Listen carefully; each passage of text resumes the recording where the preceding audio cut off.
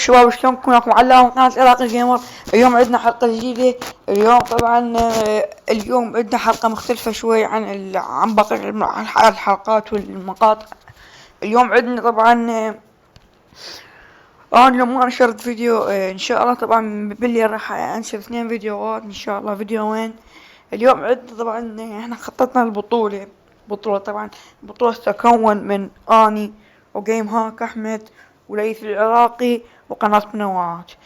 وطبعا اليوم بالليل راح اسوي فيديو القرعة مالتنا. راح نسوي القرعة شباب ونشوف من اللي راح نلعب منو. وطبعا تتكون هي من مثلا انا مثلا ضد جيم هاك وليث مثلا ضد علي. اللي يفوز مثلا يفوز على جيم هاك وليث فاز على علي، نلعب انا وليث نهائي.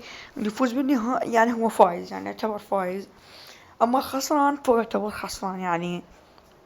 راح نصور لكم اكيد البطولة، راح نصورها ساعة ما نصورها اكيد راح نصور البطولة.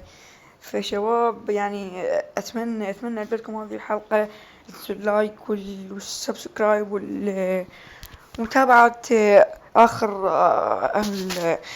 مقاطع قناتي. طبعا والله الفترة الأخيرة قمنا ننشر مقاطع، حتى ما قاعدين نشوفها قبل لا ننشرها.